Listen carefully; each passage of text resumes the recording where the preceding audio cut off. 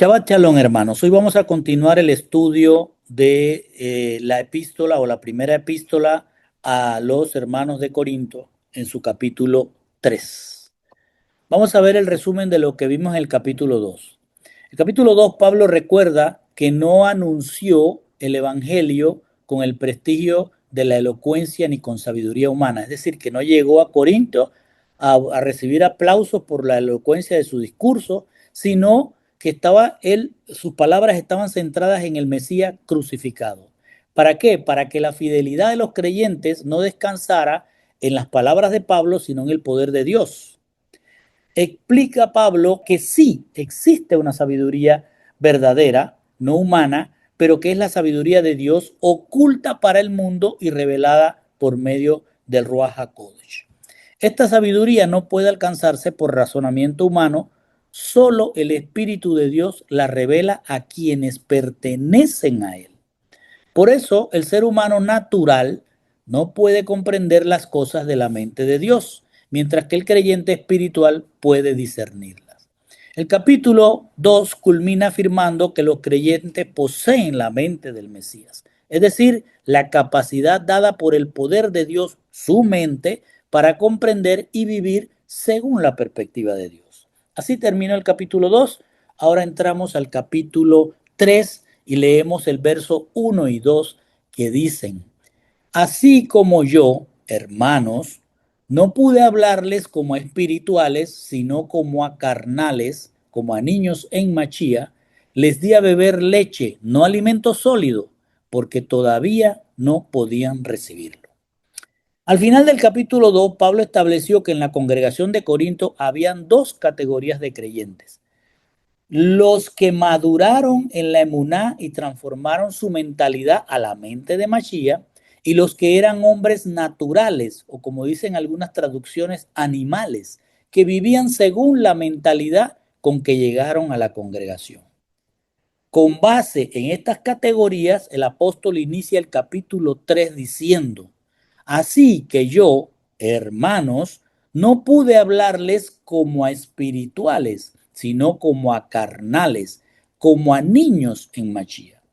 El término carnal viene del griego sarkikos, que significa perteneciente a la carne. No describe a un hombre físico, sino a la mente de ese hombre natural, o como dicen algunas traducciones, ese hombre animal.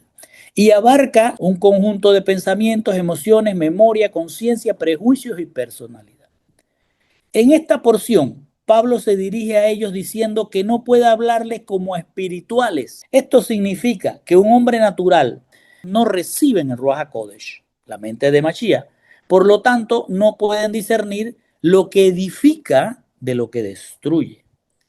El apóstol aclara que si no les puede hablar como a un creyente espiritual, le tiene que hablar como a niños en Mashiach. Pablo define que los creyentes carnales son como niños y por eso les dice: les di a beber leche, no alimento sólido, porque todavía no podían recibirlo. En este contexto, la leche representa los fundamentos básicos de la palabra y del testimonio de Yeshua. Y el alimento sólido son las verdades celestiales y la sabiduría en misterio que solo pueden ser procesadas por una mente renovada y madurada. El apóstol identifica que el creyente carnal llega a la congregación con una mentalidad cimentada en los rudimentos del mundo. Rudimentos como prejuicios culturales, tradiciones familiares y estructuras ritualistas que ya heredó por mucho tiempo. Al igual que los niños, estos creyentes intentan forzar las verdades espirituales dentro del molde de sus antiguas creencias, y si el mensaje es un alimento sólido que desafía su comodidad o choca con sus esquemas naturales, ellos optan por desecharla para refugiarse en su diseño carnal. Shaul expone que el creyente carnal en Corinto, aunque asimile conceptos de la Torá o incluso memorice versículos, persiste en creer que el favor divino, la protección o la respuesta a sus peticiones no depende de escudriñar la palabra y alinearse a su voluntad, sino de las ofrendas que él le entregue con la expectativa de condicionar la acción de Dios a su favor. Para Pablo, pretender que Dios actúe según el deseo humano, ignorando la instrucción bíblica, es una herramienta para la contienda y la difusión. En definitiva, el apóstol está advirtiendo que un creyente puede estar lleno de Biblia en su intelecto, pero lleno de mundo en sus acciones, en cómo reacciona ante las situaciones que le pasan. Luego el verso 3 al 5 dice, porque cuando uno dice yo soy de Pablo y otro yo soy de Apolos, ¿no son como hombres del mundo? Pregunta. Y la siguiente pregunta que hace, ¿qué es pues Apolos? ¿Y qué es Pablo? Y contesta, servidores mediante los cuales ustedes han creído, según el Señor dio la oportunidad a cada uno.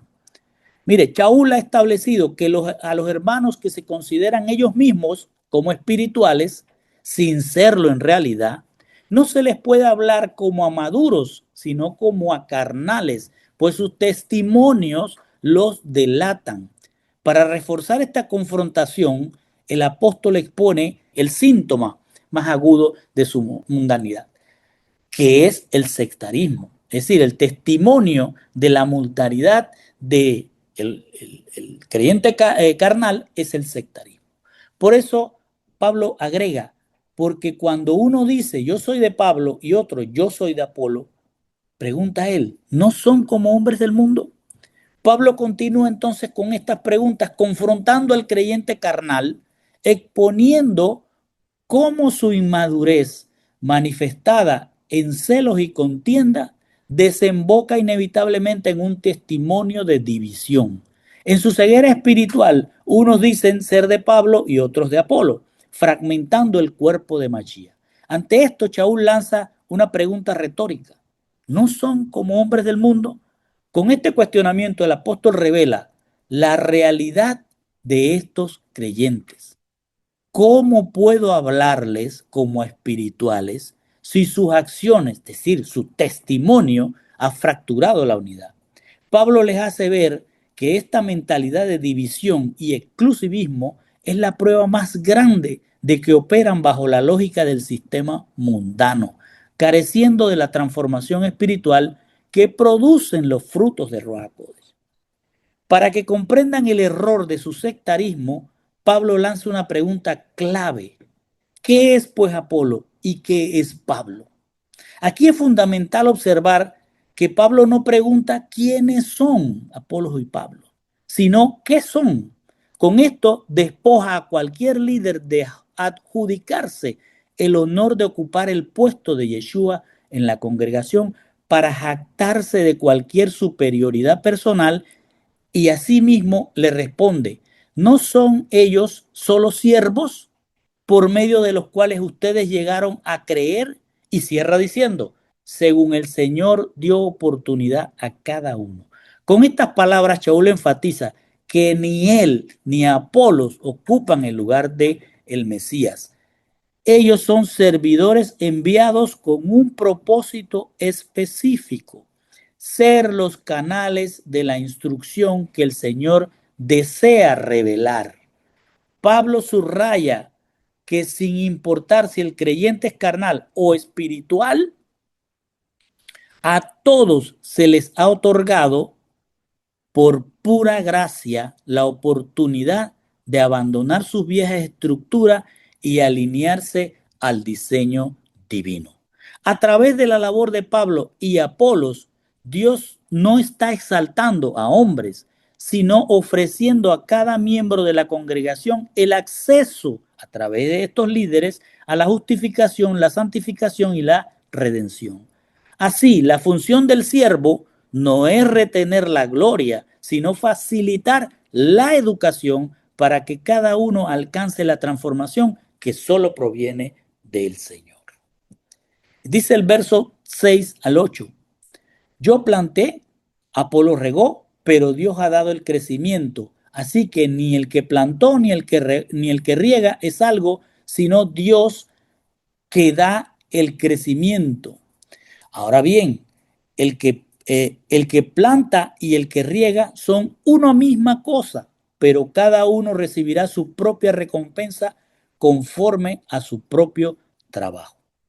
Vamos a poner atención. Shaul ha dicho que los líderes son solo instrumento de la gracia. Ahora, usando una analogía agrícola, el apóstol ilustra lo que deben ser los líderes en las congregaciones. Él quiere que noten que no hay competencia entre los siervos, sino una asignación de tareas diseñadas por el dueño de la congregación.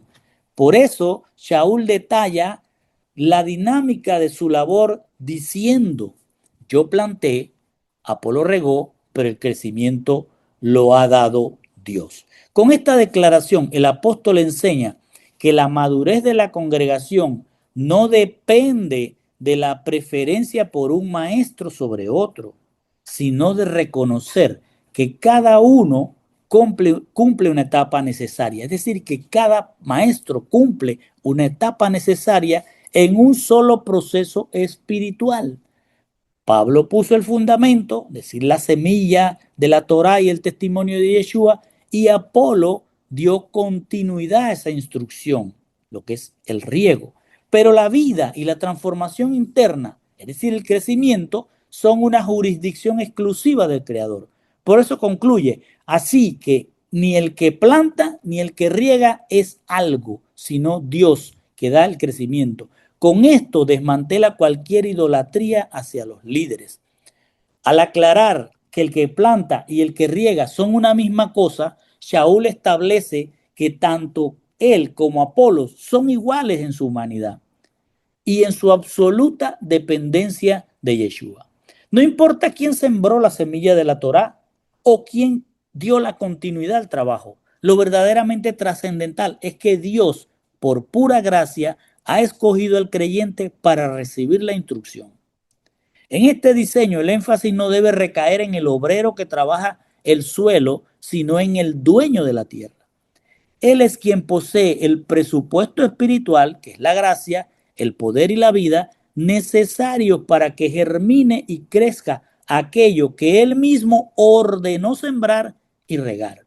Los siervos solo ejecutan la tarea, pero es la inversión del dueño lo que garantiza el fruto. Pablo ha dejado claro que él y Apolo son una misma cosa con el propósito de Dios. Sin embargo, añade una distinción vital: cada uno recibirá su propia recompensa conforme a su propio trabajo. Con esto el apóstol enseña que aunque el crecimiento depende exclusivamente del dueño de la tierra, esto no anula la responsabilidad de quienes labran el campo. Aunque el obrero no es dador de la gracia ni autor de la vida, sí es responsable de la fidelidad y la calidad con la que instruye al creyente. La recompensa del que siembra o del que riega no se otorga por el éxito visible, pues el crecimiento es jurisdicción de Dios, sino por la obediencia y la diligencia en la tarea asignada. Shaul le recuerda a la congregación que al final de la jornada, cada servidor, sea Pablo, Apolos o Pedro, o el mismo creyente, tiene que ir agrandando, es decir, creciendo en su madurez. ¿Por qué? Porque todos comparecerán ante el dueño para dar cuenta de cómo administraron la semilla y el diseño que se les confió, y en esa medida recibirán su recompensa. Verso 9 dice: porque nosotros somos colaboradores en la labor de Dios y ustedes son el campo de cultivo de Dios, el edificio de Dios. Pablo concluye su argumento con una declaración de identidad que no deja lugar a dudas. Dice: porque nosotros somos colaboradores en la labor de Dios, se está refiriendo a él y a Apolos, y ustedes son el campo de cultivo de Dios, el edificio de Dios. Aquí el apóstol, dirigiéndose a todos los creyentes, sean carnales o espirituales, les establece dos declaraciones de identidad en el reino. Al decir: porque nosotros somos colaboradores en la labor de Dios, con esto se refiere a la identidad de los líderes en las congregaciones. Así como Apolos y él mismo deben identificarse como colaboradores de Dios, asimismo debe hacerlo todo líder en cualquier congregación para que se entienda que no son los dueños, sino trabajadores que operan bajo la misma visión. No compiten entre sí, cooperan bajo las órdenes del dueño. A continuación, da la segunda identidad, la de la congregación, y dice, y ustedes son el campo de cultivo de Dios. El apóstol se refiere a que la congregación se identifica como el campo donde él y Apolos son obreros. Ese campo no le pertenece a ninguno de ellos, aunque lo siembren o lo rieguen, no es de ellos, porque es la tierra privada de Dios. Él es quien invierte el presupuesto de su gracia y quien espera la cosecha. Finalmente, Shaul realiza una transición profunda en la identidad de la congregación al pasar de la analogía agrícola a la metáfora arquitectónica. Y ahora les otorga una nueva definición y les dice, ustedes son el edificio de Dios. Se lo está diciendo a toda la congregación. Con esto el apóstol enseña que la congregación no es una estructura caótica levantada sobre opiniones humanas o preferencias por los líderes, sino una construcción diseñada y planificada por el dueño del edificio. Si en el campo se enfatizaba el crecimiento, en el edificio se enfatiza el orden, la solidez y el propósito. Al ser propiedad privada de Dios, cada creyente es una pieza colocada estratégicamente según el plano del arquitecto. Y cualquier división provocada por la carnalidad no es solo un pleito entre hermanos, sino un atentado contra la integridad de la obra divina. Hasta aquí podemos resumir lo siguiente. Shaul inició dirigiéndose a los creyentes carnales y les dijo, hace 3 años no pude instruirles como el remanente espiritual, porque eran carnales. Lo trágico es que aún 3 años después, aún lo son.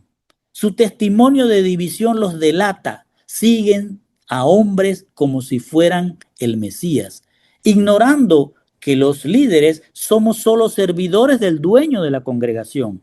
Ni el que planta ni el que riega tienen autoridad de propiedad sobre ustedes. Al final, tanto los líderes como cada creyente, sea carnal o espiritual, comparecerán ante el dueño para rendir cuentas sobre cómo administraron la gracia recibida y recibir las recompensas que correspondan a su testimonio. En este diseño, cada uno tiene una identidad definida en el reino. El liderazgo actúa como un colaborador de Dios, mientras que la congregación es la tierra de cultivo y el edificio de Dios. Y dice el verso 10, conforme a la gracia de Dios que me fue dada, yo como sabio arquitecto puse el fundamento y otro edifica sobre él, pero cada uno tenga cuidado cómo edifica encima. Pablo ha descrito previamente a una congregación. La congregación estaba fragmentada entre creyentes carnales y espirituales. Y él ha utilizado la metáfora de un campo agrícola, estableciendo que la congregación pertenece a Dios, ese campo pertenece a Dios. Y en ese campo los líderes operan simplemente como obreros. Sin embargo, a partir del versículo 9, realiza una transición crucial hacia la metáfora de la construcción para enseñar que la eclesía no solo es un organismo vivo, un campo agrícola, sino una estructura planificada. Él dice, ustedes son el campo de cultivo de Dios, el edificio de Dios.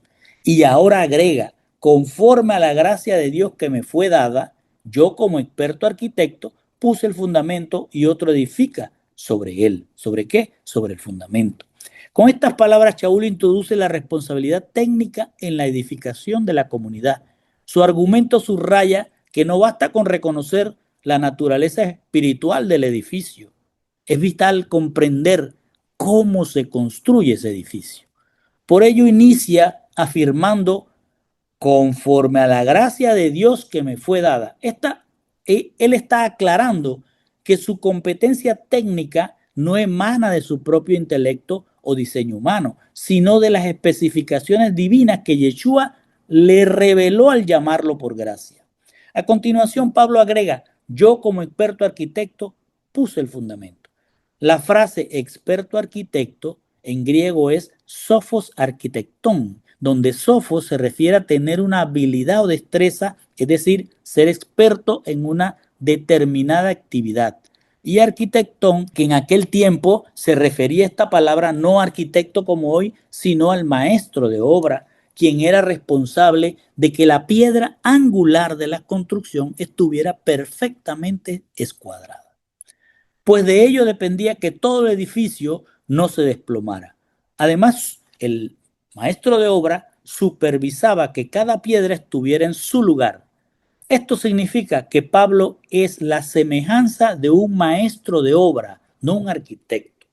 ¿Y por qué? Porque él no diseñó el edificio.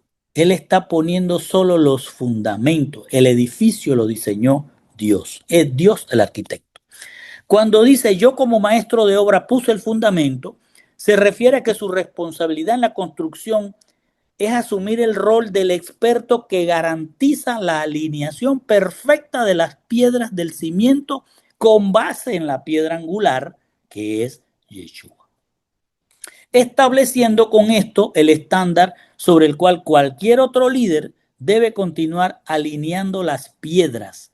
Y aclara, pero cada uno tenga cuidado cómo edifica encima. Shaul está exhortando a todos los líderes después de él a que cuando asuman el papel de obreros se aseguren de usar los materiales adecuados en la forma adecuada. Es decir, cuiden que lo que enseñen se soporte sobre el fundamento que es Yeshua para que la obra sea eterna.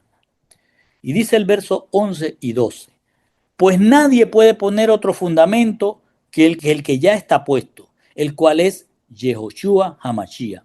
Ahora bien, si sobre este fundamento alguien edifica con oro, plata, piedras preciosas, madera, heno o paja. Shaul ha enfatizado que el único fundamento inamovible de la eclesía es Yeshua. Yeshua mismo es la piedra angular. Por consiguiente, quienes continúan edificando sobre la piedra angular tienen la obligación de vigilar la naturaleza de sus materiales de construcción para que el edificio sea plenamente coherente con el cimiento y resista las presiones internas o externas. Al afirmar que nadie puede poner otro fundamento, el apóstol establece que los que construyan después de él tendrán que edificar sobre la piedra angular. Si intentan establecer un fundamento distinto, no sería una simple modificación del diseño original, sino una usurpación de ese diseño original, que resultaría en una edificación ajena a la voluntad del propietario. La frase del que ya está puesta ratifica que ninguna doctrina, sistema filosófico o interpretación que distorsione las escrituras tiene la facultad de desplazar la obra redentora de Yeshua. Al establecer que el fundamento es inamovible, Pablo lanza una advertencia crítica para quienes se vean tentados a cambiar el diseño original del edificio y les dice, ahora bien, si sobre este fundamento, el fundamento es Yeshua, alguien edifica con oro, piedra, plata, piedra preciosa, madera, heno o paja.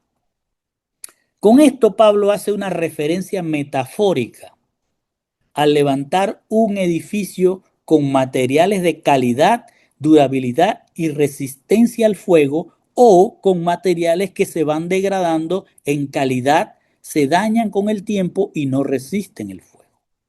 El apóstol los agrupa en dos tipos de materiales. Los materiales que surgen, escuche bien, los materiales que surgen de las profundidades de la tierra, esos que no tienen vida propia y que con el fuego no desaparecen, sino que se transforman, Shaul los representa como el oro, plata y piedras preciosas. Y los otros materiales son orgánicos, que tienen vida natural propia, crecen en la superficie y el fuego los consume por completo hasta desaparecer. Referencia a la madera, heno y hojarasca. Pablo no está hablando de un edificio físico ni de materiales literales, sino de cómo los que edifican después de él pueden levantar una congregación destinada a la eternidad o a la destrucción. Los materiales mencionados son simbolismos. El oro simboliza el carácter incorruptible del liderazgo y lo que enseña. La plata representa la redención y el sacrificio de Machía. Simboliza que la enseñanza central de la comunidad es la verdad del pago de Machía por todos nosotros y las piedras preciosas representan a los creyentes como piedras vivas, como dice 1 Pedro 2.5, simbolizando estas piedras preciosas la belleza, la variedad y la durabilidad de los frutos del Espíritu en una congregación que exhibe la mente de Mashiach. Por otro lado, en los materiales perecederos, la madera simboliza apariencia y búsqueda de reconocimiento a través de eventos, cultos, ritos, pero con enseñanzas superficiales. Son congregaciones que aparentan sólidas, pero no resisten el fuego. El heno, como es hierba seca y no tiene solidez, simboliza las enseñanzas superficiales que entretienen, pero no educan. Son enseñanzas que ofrecen motivación temporal que se secan con la prueba. Y la hojarasca o la paja simboliza algo aún más liviano que el heno. Son opiniones de los líderes que buscan solo espectáculo, vanagloria y orgullo. Es aquello que hace mucho bulto. Estos materiales hacen mucho bulto, pero no pesan nada en la balanza de Dios. En síntesis, los materiales son las obras con las que edifican los líderes y aceptan los congregados. Si son como minerales sacados del fondo de la tierra, el fuego los transformará y permanecerá. Pero si son orgánicos, que tienen su propia vida, el fuego los destruirá totalmente. Y dice el verso 13-14, la obra de cada uno se hará evidente porque el día la dará a conocer, pues con fuego será revelado, el fuego mismo probará la calidad de la obra de cada uno. Si permanece la obra de alguien que ha edificado sobre el fundamento, recibirá recompensa. Shaul ha advertido con firmeza a quienes asumen la responsabilidad de edificar la congregación que deben cuidar de no remover el fundamento que él puso y que cuiden con qué materiales edificarán, porque de eso dependerá la permanencia o desaparición total de la congregación. Por eso agrega, la obra de cada uno será evidente, porque el día la dará a conocer, pues con fuego será revelada. Al declarar que la obra de cada uno se hará evidente, el apóstol anticipa que el dueño del edificio realizará una inspección exhaustiva de la construcción. Es una inspección en la que se evaluará la integridad de los materiales seleccionados por los líderes y la aceptación de estos en las vidas de los congregados. Cuando dice porque el día le dará a conocer, al decir el día, el apóstol se refiere al regreso de Yeshua como juez y rey. Cuando todos los obreros con sus edificaciones y sus congregaciones comparecerán ante el tribunal de Mashiach y se pase inspección a sus obras, evidenciando qué materiales usaron para edificar. En ese momento no tendrá importancia alguna la apariencia estética, la belleza, el tamaño de la edificación, sino la fidelidad al diseño original. A continuación, Pablo dice, pues con fuego será revelado. La palabra fuego es traducida del griego pur, que simboliza purificación o juicio. El apóstol se refiere a que en el juicio del tribunal de Mashiach, en el que comparecerán todas las congregaciones de todo pueblo, lengua y nación, se revelará qué materiales usaron los líderes y aceptaron los que se congregaban con ese líder. Por eso dice, el fuego mismo probará la calidad de las obras de cada uno. Es decir, el juicio mismo del tribunal de Mashiach probará la calidad de los materiales usados en la edificación por cada líder y aceptado por cada congregado en esa eclesía. Y cierra diciendo, si permanece la obra de alguien que ha edificado sobre el fundamento, recibirá recompensa. Shaul concluye que si la obra de alguien permanece, es decir, fue edificada sobre la piedra angular con materiales minerales, siendo fieles al diseño original, recibirá recompensa, además de la salvación que es por gracia. Es decir, la salvación es el regalo de entrada al edificio. Las recompensas representan los galardones y coronas otorgadas por la fidelidad. Estos honores eternos no son meros adornos, sino el testimonio público de que el obrero no solo trabajó, sino que lo hizo con la excelencia y la integridad que el dueño de la obra requería. Así, la durabilidad de los materiales, oro, plata, piedras preciosas, se traducen en una congregación gloriosa eternamente. Y dice el verso 15, ponga atención a este verso. Si la obra de alguien es consumida por el fuego, sufrirá pérdida. Sin embargo, él será salvo, aunque así como a través del fuego. Shaul ha dicho que los líderes las congregaciones que permanecen porque han edificado fielmente sobre el fundamento, recibirán además de la entrada al reino recompensas. Ahora dirigiéndose a los que edifican con materiales orgánicos y perecederos, les advierte, si la obra de alguien es consumida por el fuego, sufrirá pérdida. Sin embargo, él será salvo, aunque así como a través del fuego. Al advertir que si la obra de alguien es consumida por fuego, el apóstol describe el escenario de aquel líder que, habiendo edificado sobre el fundamento de Machía, utilizó materiales de madera, heno u hojarasca. Al comparecer ante el tribunal de Machía, la realidad de lo que trabajó toda su vida se hará evidente.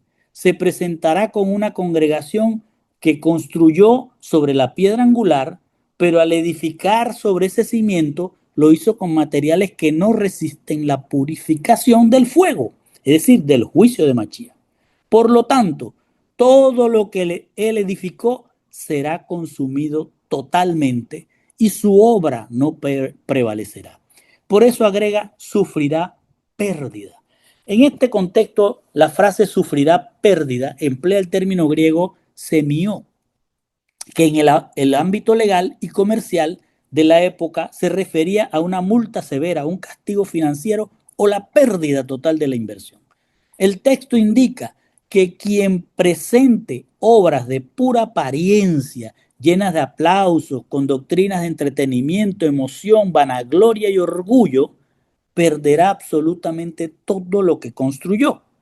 La imagen es dramática.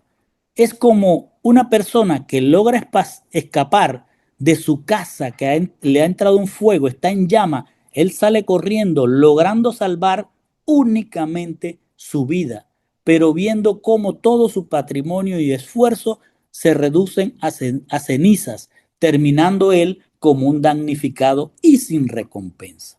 Pero ante eso Pablo dice, sin embargo, él será salvo, aunque así como a través del fuego. El término griego sotesetai, será salvo, que significa será salvo, implica ser preservado o rescatado de un peligro inminente. El texto enfatiza que el individuo, aquel que logró salir del fuego, se le quemó su casa, pero él salió vivo. Pero este rescate no fue porque él se esforzó y salvó su vida, sino porque alguien lo rescató. En este caso, lo rescató la gracia de Dios. La gracia con la que él fue escogido es lo que le da la garantía de que va a salir de ese incendio de su casa, aunque va a perder absolutamente todo. Pero la recompensa que él va a recibir es nada. Va a quedar sin casa, sin las propiedades que tenía, sin todo lo que él creía que era su riqueza. Lo único que va a tener es su vida por la gracia. Pero no hay recompensa. Este obrero, por ser negligente con la obra que se le entregó, entrará al reino. Sí, va a entrar al reino, pero como alguien pequeño o insignificante. Va a entrar como un damnificado. No recibirá galardones, no recibirá coronas, no tendrá recompensa. Pablo está enseñando que un obrero negligente no pierde la salvación, aunque sí la recompensa.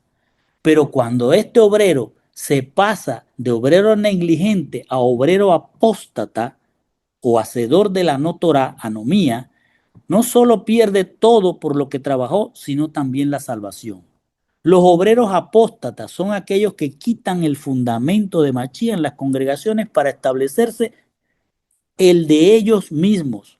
Ellos no son obreros negligentes, son usurpadores del puesto de Yeshua, son los llamados anticristos. En síntesis, es como si el apóstol diera el mismo mensaje que le dio a los hermanos en Filipenses. Ocúpense de su salvación con temor y temblor. Y el escritor del libro de Hebreos confirma esto diciendo o preguntando, ¿cómo escaparemos nosotros si descuidamos una salvación tan grande? Luego dice el verso 16-17, ¿no saben que ustedes son templo de Dios y que el Espíritu de Dios habita en ustedes? Si alguno destruye el templo de Dios, Dios lo destruirá a él, porque el templo de Dios es santo y eso es lo que ustedes son.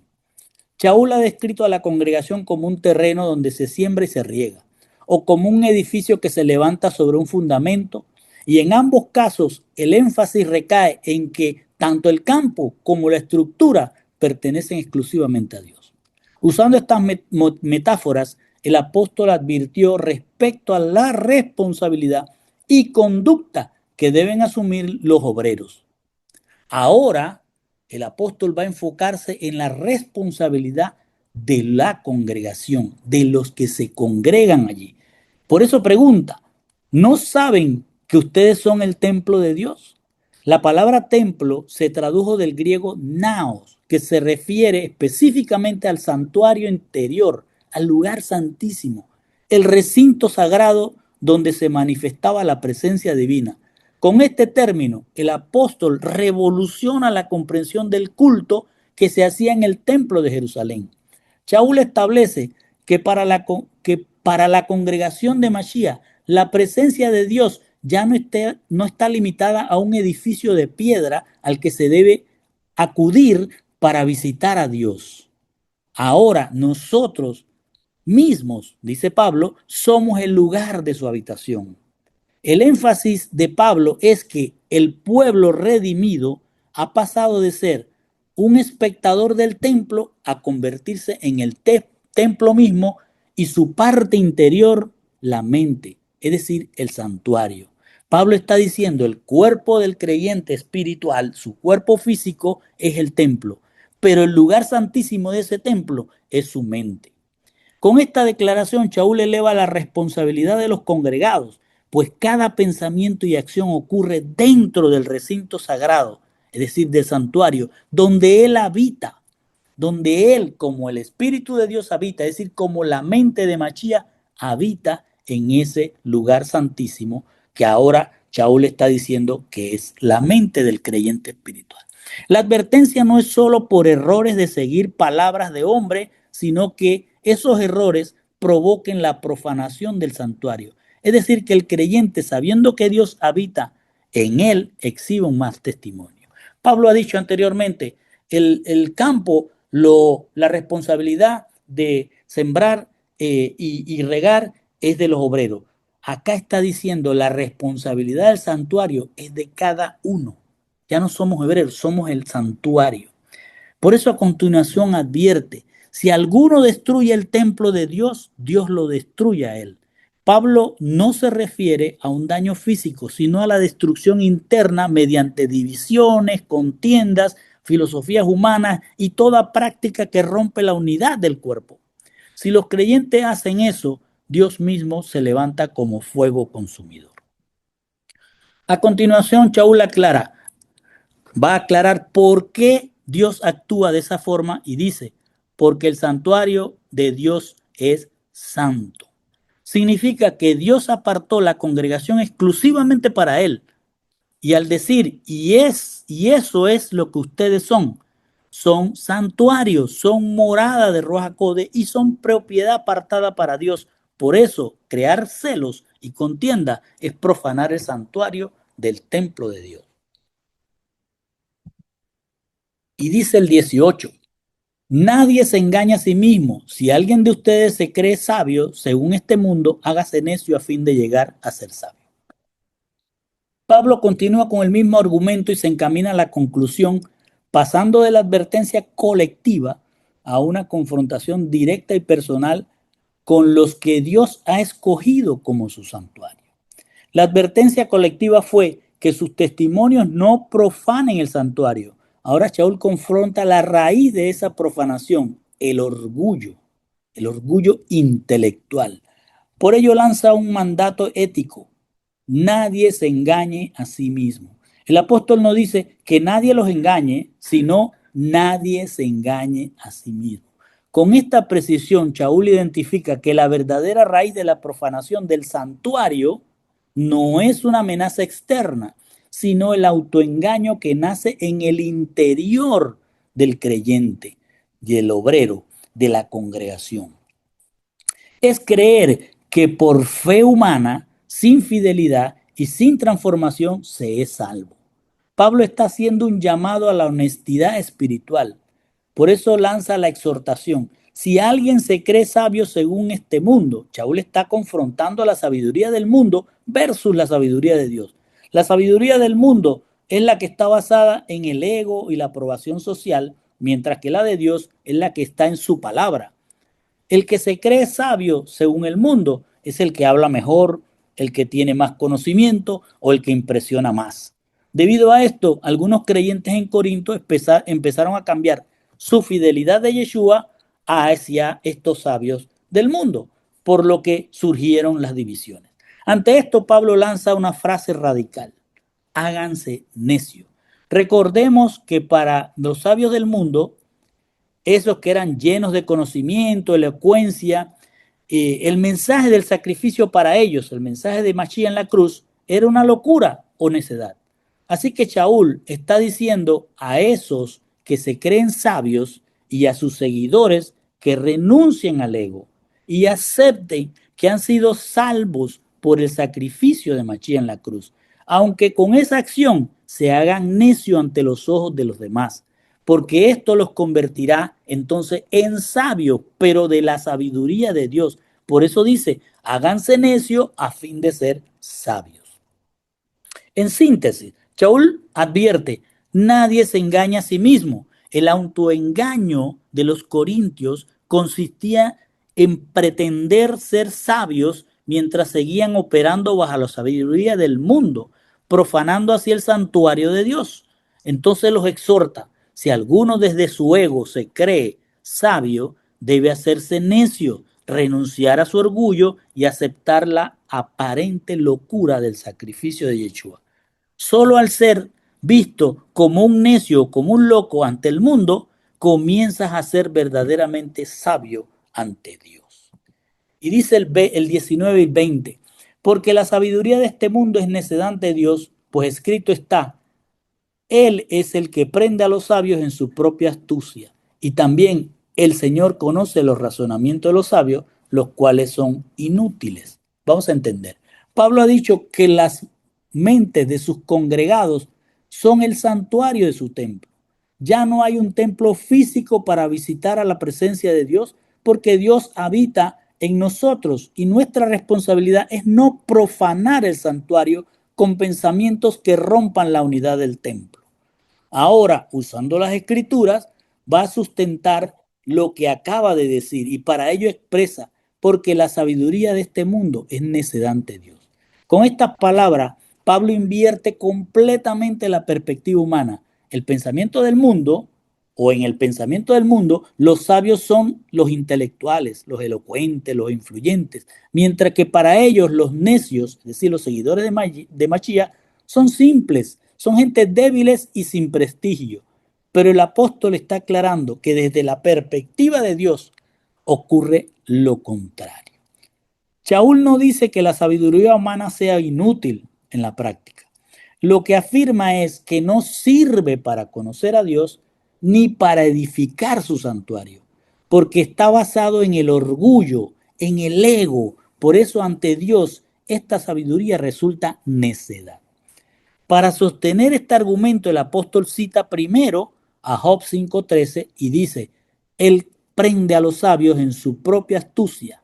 La palabra griega traducida como astucia es panourgia, que implica una habilidad para hacer todo sin escrúpulos.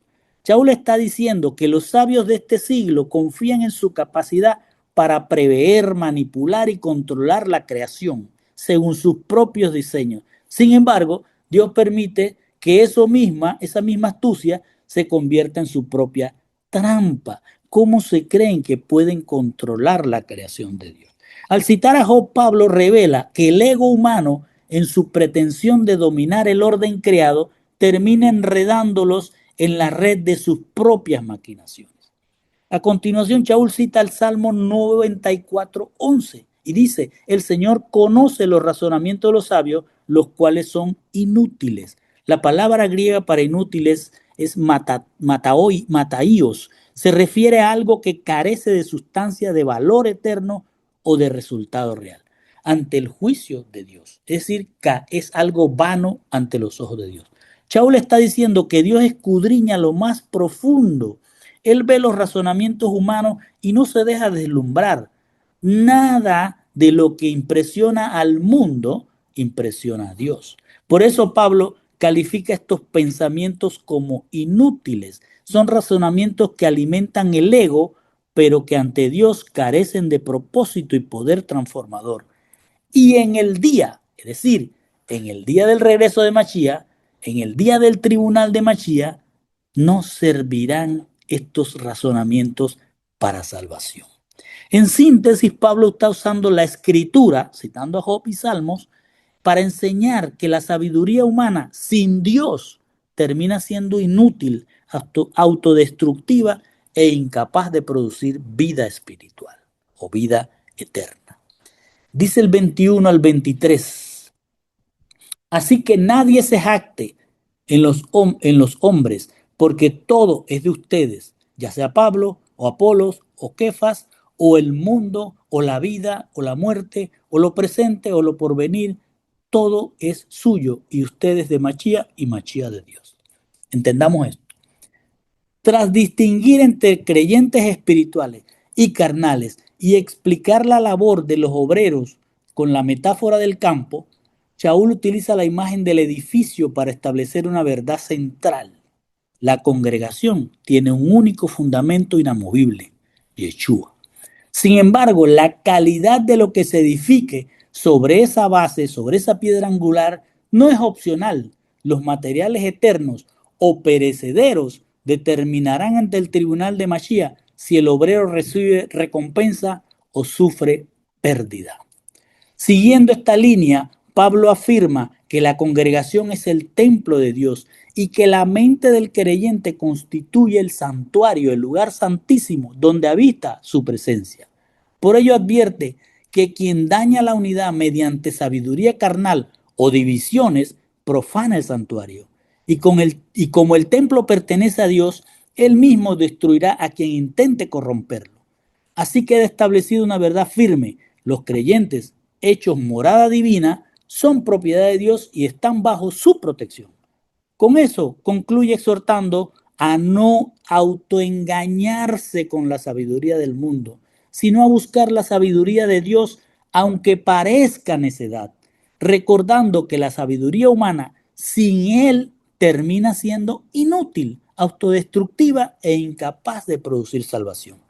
Con base en todo lo que ha enseñado en este capítulo, Pablo concluye, así que nadie se jacte en los hombres, porque todo es de ustedes. Al decir todo es de ustedes, el apóstol se refiere a una totalidad que pertenece a la congregación e incluye tres dimensiones. A la congregación le pertenecen los líderes, la realidad creada y el tiempo. La primera dimensión de ese todo son los líderes. Por ello, no deben jactarse la congregación en ellos, No se jacten en hombres, porque la congregación no les pertenece a esos hombres. Es como si les dijera, no se jacten en ser de Pablo, de Apolos o de Kefa, porque ellos son obreros al servicio de ustedes. Les pertenecen. La segunda dimensión es la de la realidad creada, el mundo, la vida y la muerte. Pablo señala que cuando alguien es llamado por gracia e incorporado al pueblo de Dios, es decir, a la congregación de Mashiach, cambia por completo su perspectiva sobre estas realidades, el mundo, la vida y la muerte. Para el que ha sido llamado por Mashiach y su mente es el santuario de Mashiach, el mundo deja de ser su hogar definitivo. La vida ya no se entiende como la entendía, ahora la va a entender como la oportunidad de presentarse como sacrificio vivo al Mashiach. Y la muerte deja de ser una derrota para convertirse en ganancia y el paso o la puerta hacia la restauración del diseño original. La tercera dimensión es el tiempo, lo presente y lo porvenir. Para quienes son santuario de Mashiach, nada queda fuera de su señorío, el señorío de Mashiach. Todo lo que existe ahora y todo lo que vendrá cuando Él regrese sirve al bien de su pueblo, de sus escogidos, de los que han guardado su santuario para Él. Por eso Pablo afirma, todo es suyo. Este todo significan los líderes, la creación y el tiempo. Este todo está condicionado por la frase siguiente que dice Pablo, y es, y ustedes del Mesías. Es decir, todo es de ustedes porque ustedes pertenecen a Él, pertenecen al Mesías, participan de su herencia. Y concluye, y el Mesías es de Dios, afirmando que toda la obra del Mesías procede de Elohim.